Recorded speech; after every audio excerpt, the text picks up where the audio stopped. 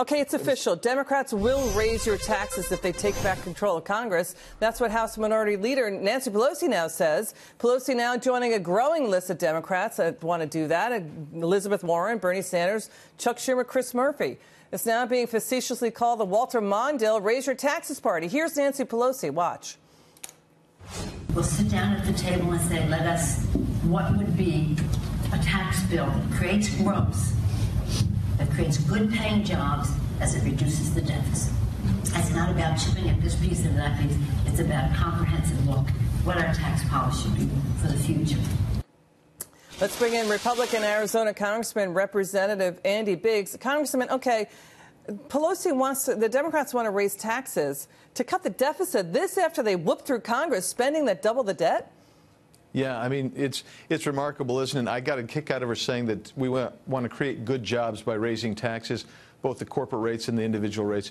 It doesn't make sense. What we need to do is cut spending.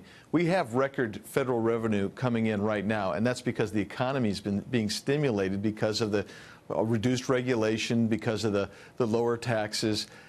And at the same time, we have increased our spending so high that we have a record spending as well. So we've got deficit growing. What Republicans need to do is bring in the spending side of that. And if we start balancing that out, we should be unbeatable as far as the economy goes. The Republicans now say they don't like that $1.3 trillion omnibus bill, that the president could go through it and cut some spending. But what gives with the Democrats? It seems like they're turning up the fog machine again. I mean, when they were in control of Congress, it wasn't so cinematically picture-perfect economic growth, right?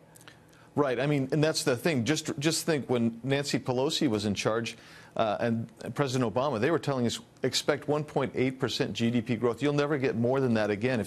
That's just a couple of years ago. And now we're up to 3%.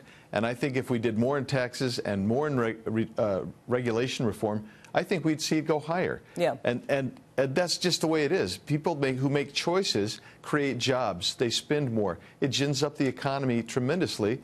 And we all have a better lifestyle because of that. We all feel freer because of that. And we are actually economically freer because of that. 4 million workers got tax cut bonuses, about 500 companies giving out tax cut bonuses, wage hikes, 401k increases, and more. And, Congressman, here is a wife and a mother expressing her gratitude for the tax cuts. Watch.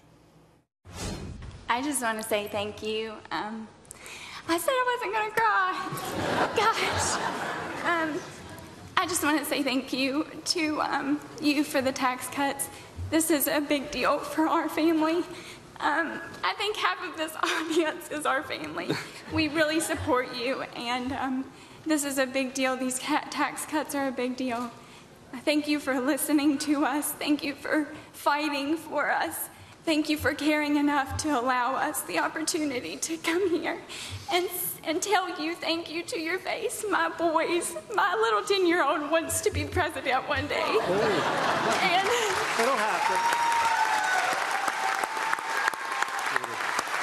Now, Congressman, you could hear her voice breaking, and it wasn't out of nerves. This is about real working families needing help, and that was her gratitude for that, right? Absolutely right. I mean, look, in my home state, about 200,000 people have received bonus, increased pay, 401k increases. Our biggest utility company and the other utility companies are reducing rates as a direct result of the tax cuts. And you can see the impact in that individual's life. Think of what Nancy Pelosi is telling that lady. She's saying, it's just crumbs. I mean, this is what the Republicans did is just crumbs. And that tells you Nancy Pelosi is out of touch. And so she's saying, let's raise the rates. It's just not good for America to let Democrats have control of the pocketbook. Or the media beltway echo chamber, because then that echo chamber becomes a message about the tax cuts. I mean, the reporting on this, we're watching it, and I don't see it out there how many people are benefiting from the tax cuts. I mean, it's J.P. Morgan, Jamie Dimon also praising it.